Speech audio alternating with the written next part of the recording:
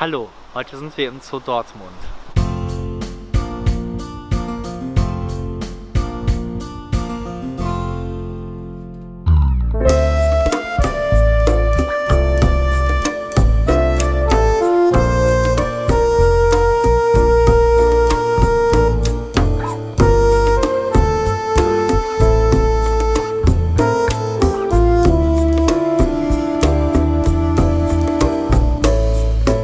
Herzlich willkommen hier im Zoo Dortmund. Ich bin der Kevin, Zoolotse hier in Dortmund und wir stehen jetzt hier vor dem Gehege oder besser vor der Voliere von unseren beiden Antenkondoren. Ich stelle die beiden dann auch mal direkt vor. Dort oben links im Fenster sitzt unsere Conny, 33 Jahre alt, ich würde mal sagen noch recht jung oder mittlerem Alter. Dort oben in dem Fenster, hier kann man ihn ganz gut sehen, da sitzt unser Konrad, der ist 43 Jahre alt und um die beiden geht es jetzt mal. Wie ich ja gerade schon sagte, ich bin Zoolotse hier im Zoo und ich habe ja das Vergnügen oder das große Glück, Menschen und erst recht Kinder hier durch den Zoo zu führen und denen etwas über Tiere oder auch über Zoos beizubringen und denen einfach näher zu bringen. Das machen wir jetzt mal hier anhand des Antenkondors. Man muss ja schon sagen, die meisten Leute, die in den Zoo gehen, wir wollen ja Nashorn, Giraffe, Tiger, Menschenaffen sehen, also alles was groß ist. Ja, und der Antenkondor ist da eher so, ja, der ist halt da, aber das war es dann auch. Also ich habe schon viel Unsinn hier gehört, hässliche Eule, komischer Pinguin und immer so komisches Klischee-Denken. Und wir haben uns mal gedacht, dass wir damit heute mal so ein wenig aufräumen mit diesem Klischee. Wie ich ja schon sagte, ich arbeite ja dann viel mit Kindern zusammen und ich erkläre dann einfach mal, wie ich das so mit den Kindern mache. Denn erstmal ist ja für so ein Kind schwierig so, ich sag mal, zu erkennen, was das heißt, so ein aasfressender Vogel wie jetzt hier. Der Antenkondor gehört zur Familie der Neuweltgeier. In Südamerika gibt es ja 7 Arten der Neuweltgeier. Und das muss man natürlich erstmal Kindern so ein wenig erklären. Und ich vergleiche sie immer ganz gerne mit der Müllabfuhr. Das heißt, bei uns kommt einmal die Woche oder später, früher, wie auch immer, der Müll, also die Müllabfuhr, holt den Müll ab. Und in der Natur macht das ja keiner. Wenn jetzt in den Anden ein Guanaco stirbt, da kommt jetzt nicht die Abfuhr hin und holt das ab. Sondern da gibt es dann Tiere, die das dann fressen, wie zum Beispiel Gürteltiere oder halt der Antenkondor, Rabengeier oder sonst was.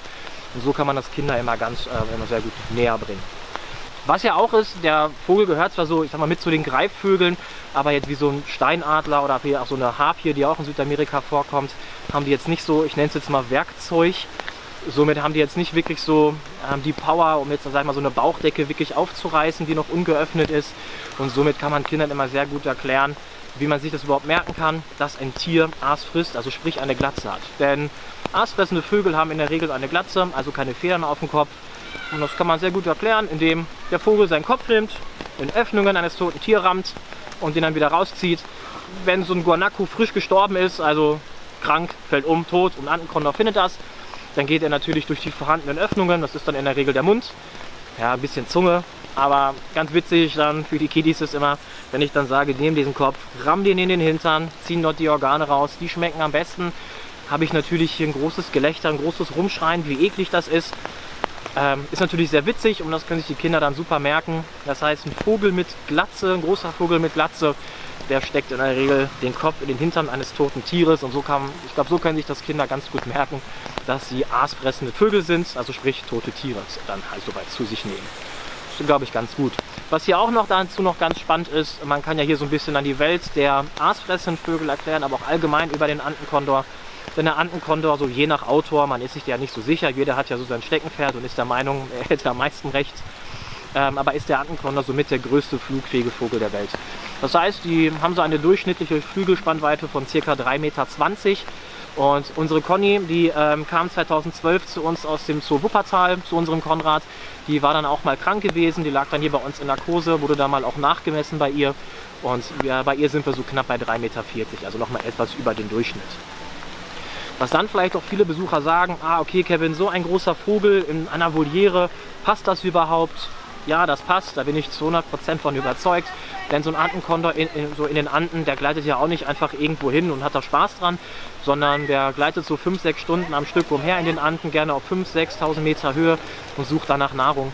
Das muss er hier bei uns im Zoo nicht, das heißt, hier bekommt er, ich sag mal, alles an toten Tieren, alles was hier so rumliegt an Gerümpel, Kaninchen, Hühner, mal eine Ziege aus dem Streichelzoo, falls da eine stirbt, vielleicht doch mal ein Wiesent aus dem benachbarten Wildpark oder sowas. Somit haben die ja gar nicht den Zwang, hier jetzt 5-6 Stunden umherzugleiten. Die Voliere ist so groß, dass Conny und Konrad mal einmal durch die Voliere fliegen können, aber für mehr reicht es dann eigentlich auch nicht, denn so ein Antenkondor wiegt so um die 15 Kilo und das ist sehr schwierig, die in der Luft zu halten. In den Anden gibt es ja die sogenannten Thermalwinde. Es ist dort sehr windig und somit haben sie dann halt diese Winde, um dann oben in der Luft zu bleiben. Was ich noch zu den beiden im Allgemeinen sagen kann, sind natürlich auch, wenn man die immer wieder vorstellt, ich sag mal bekannte Tiere, erst recht bei kleineren Kindern oder allgemein bei Leuten, die oft mal so eine Führung mitmachen, die haben natürlich auch Persönlichkeit. Und hier ist das ganz spannend, hat sich nämlich in den letzten 1-2 Jahren so ein bisschen gewandelt. Oben unsere Conny hatte ganz klar das Sagen, hat hier die Hosen an. Die Federhosen, das kann man ja so spaßhalber sagen. Das hat sich jetzt aber so ein bisschen gewandelt. Der Konrad hat das Zepter jetzt übernommen und lässt so ein bisschen so den dicken Max hier raushängen. Ist auch nicht mehr ganz so einfach für die Tierpfleger dort. Früher konnte man dort einfach reingehen, ein bisschen kratzen und fertig. Ist dort nicht mehr möglich. Konrad akzeptiert das nicht mehr wirklich. Und er hat sich auch was Besonderes angeeignet. Das finden unsere jungen Tierpflegerinnen vielleicht nicht so toll. Ich finde es ganz lustig, denn der Konrad balzt die nämlich immer wieder an. Ja? Denn der Antenkondor, der bekommt ja in der Regel, also der legt immer so Richtung März, April ein Ei, das alle 2 Jahre. Und jetzt Anfang des Jahres hat der Konrad sich mal gedacht, ich balz doch mal die jungen Tierpflegerin an. Was für mich persönlich ganz lustig war. Ja, jetzt habe ich euch ja einmal unsere Kondore hier im Zoo einmal vorgestellt. Jetzt geht es aber einmal um die, sag mal, Verwandten in der Natur. Und zwar um den Gefährdungsstatus. Und zwar der Antenkondor ist mittlerweile, ich sag mal zum Glück, nur gefährdet. Vor nicht ganz so langer Zeit war der Antenkondor in der Natur so gut wie ausgestorben, wurde reihenweise aus der Luft geschossen, weil es gab da mal so einen Mythos, dass der Antenkondor angeblich Kinder frisst, was natürlich völliger Unsinn ist. Von daher gab es da nicht mehr so viele. Durch Arbeit von Zoos, Wildreservate, Wildtierschützern gibt es wieder genügend Antenkondore. Und somit ist das vielleicht derzeit nicht ganz so tragisch, dass wir bei uns im Zoo mit Conny und Konrad 2 Antenkondore haben, die, ich sag mal, keine romantische Beziehung führen, sondern mehr so eine Art lockere WG. Vielleicht so ein bisschen lustig gesagt, die beiden führen aktuell eine Freundschaft minus. Und von daher, wie gesagt, ist das nicht ganz so schlimm.